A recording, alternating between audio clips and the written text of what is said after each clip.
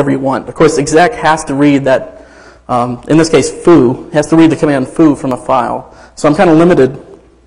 I can't exec a process from memory using this. So the Grux example, or the Grux attempt, was to replace this exec function with a userland exec, so I can exec something that doesn't have to be an actual file. I can also accomplish this with like a RAM disk, essentially, but then when an instant responder shows up, he's going to see a RAM disk mounted. Okay, so since we're basically just replacing the exec function, it's not quite the same approach as Nebit had. Because this one, I can only modify my own process space. I can't inject into another process, which sometimes you might want to be able to inject into another process and not have to just hijack yourself. Problem?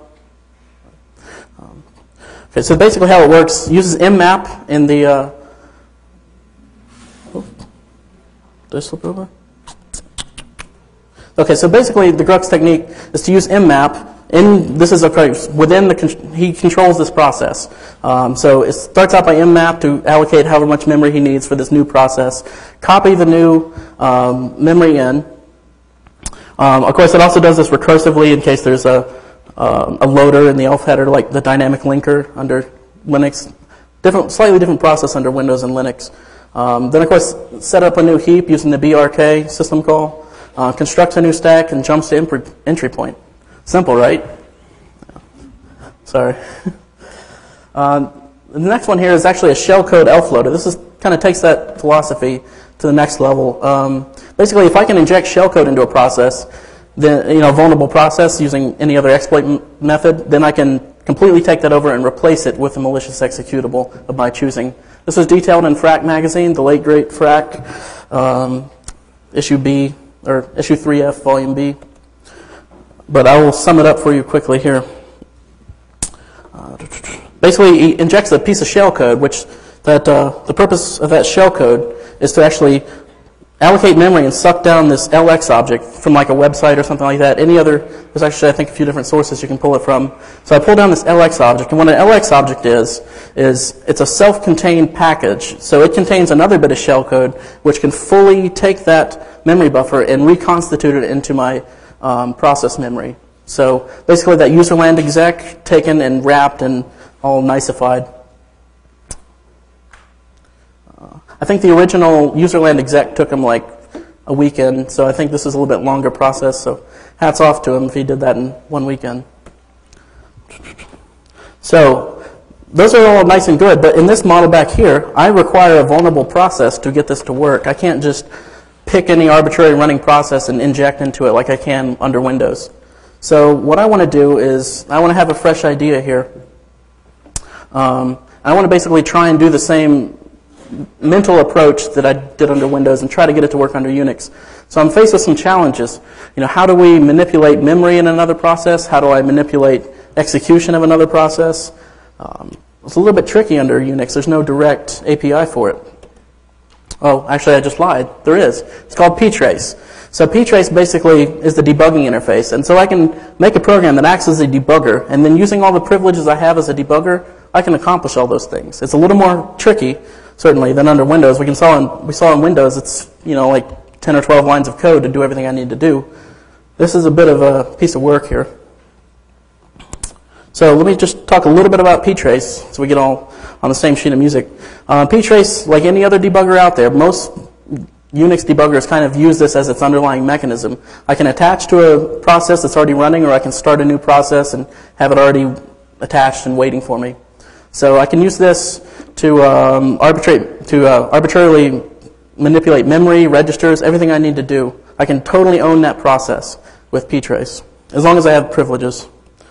And ptrace is very detectable because it's not trying to do anything really crazy or fancy. So if you have a program that you are trying to inject and it detects ptrace, well, you might be out of luck. But it's going to be your malware, and you're going to be injecting into hopefully a legitimate Unix process. So don't make your malware that detects a debugger. So how ptrace works and how most debuggers work is they basically replace instructions in the target program with software interrupts. So if the kernel has this debugger relationship established with a debugger and a debuggee, I don't know if debuggy is an actual word, but I'm using it anyway. So if the kernel has this relationship set up, and then the debuggy triggers a software breakpoint, control is transferred back to that debugger. And the software interrupt, the common one is this int3, which translates into 0xcc. It also translates into 0xcd03. So there's actually two ways you can spell out interrupt 3. The relationship is maintained by the kernel, and it is very easily detectable. So here's a simple debugger. This is code to write your own debugger right here on the screen. Like I said, it's actually a very simple process. You just fork. So before we can do anything, we need a child process that we can start debugging. This is a very basic debugger, not attaching to another process, but spawning our own process to start debugging.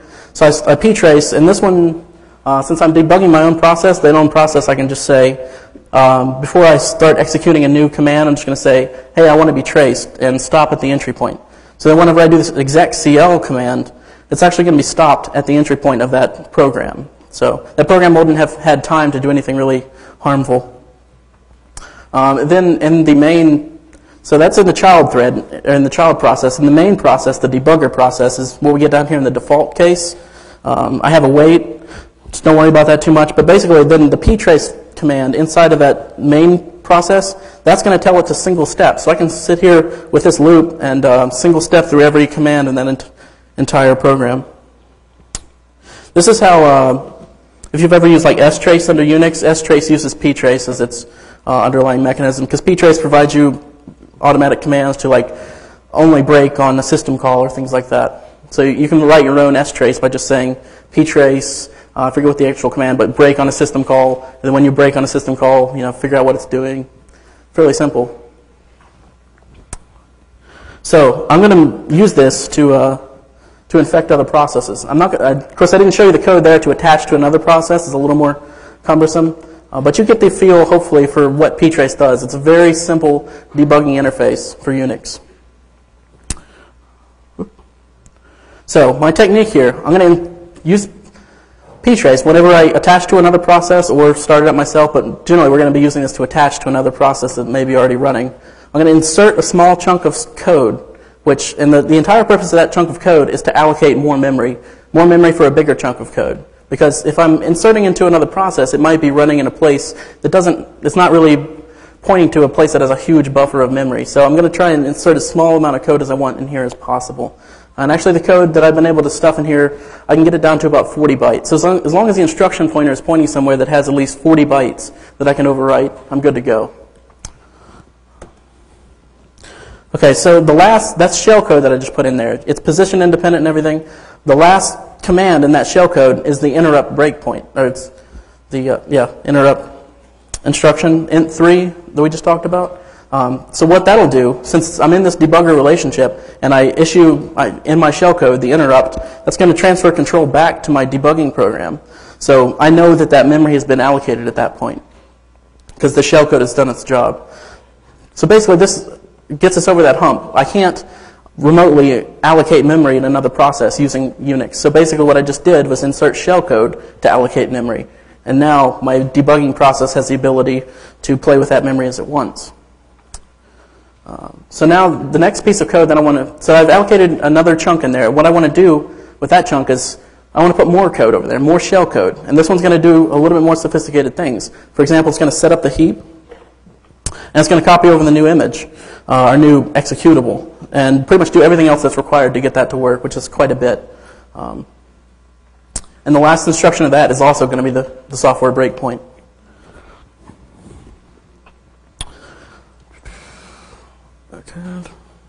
And then once that's finished, the control transfers back to the debugger. It just modifies the stack and the registers and everything, gets the context set up for that new program to run. Point it at the entry point and detach. So here's the graphical representation of that. You can see here I have a target process. As before, it's not a vulnerable process. It's just any arbitrary process. I inject my first step of shellcode. The job of that shellcode is to allocate space for the step 2 shellcode. Now, if you notice here, I've actually put step 2 shellcode before it in memory. So it's basically underneath where the normal program should be. The reason for that is basically I'm just going to be overwriting the ideal location where that executable wants to be, so I don't really want to overwrite my own code. So I'm going to have that next section of shellcode come at a different memory address. So I put it up there. And then the job of that is to load up that malicious elf binary into that process. And then from there, then the debugger will point to it and detach, and it should start executing. Everything should be good. Of course, this is also a recursive process, example, for the same reason as the Gruck had to do for dynamic linking if the executable has to do that. It's kind of a tricky process. Okay, building on this technique. So now I have the basic tools I need to manipulate other processes under Unix in the same fashion that I can inherently do under Windows. So now I can take this and I can do basically DLL injection under Unix. Of course, I use the term DLL with quotes because we all know it's not DLL under Unix shared objects. So I basically just ptrace attach. This gets a little more tricky though because I'm not always sitting at the start. I'm not always sitting at the entry point of an executable.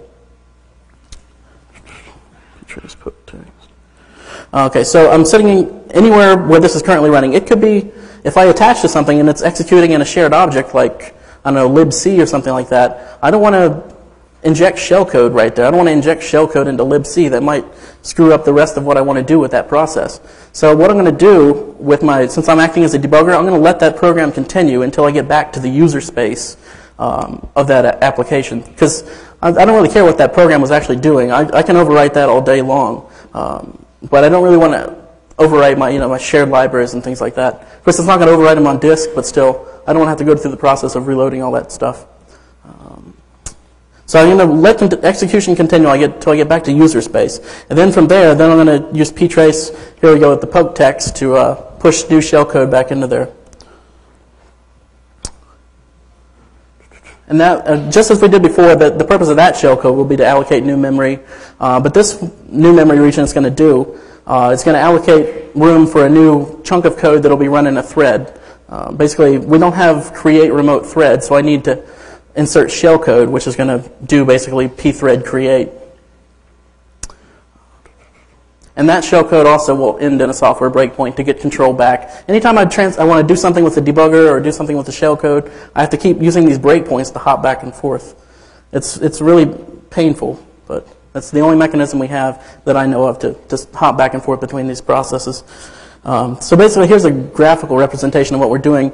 In phase 0 here, we have the original code in green. This is the regular, so if I'm injecting into ls, this is going to be the actual code for ls, not the libraries that it uses, but the actual code that the programmer wrote in memory. So that's going to be, wherever that's executing, I'm going to start right there, and in phase 1, I'm going to overwrite a portion of that code with my shell code.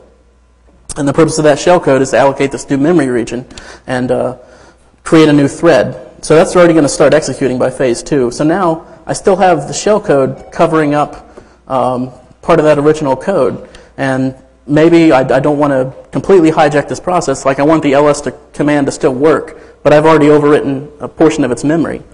Oops. And it's not really bad for ls, but if it's really bad for something, I don't know, like the logon process. So basically what I want to do next is I want to overwrite that piece of shellcode that I just wrote with whatever should have been there, and then continue executing on it. Fairly simple. Any questions about that before we move on? What's that? Did you restart the system call in the victim process? Did I restart the system call in the victim process?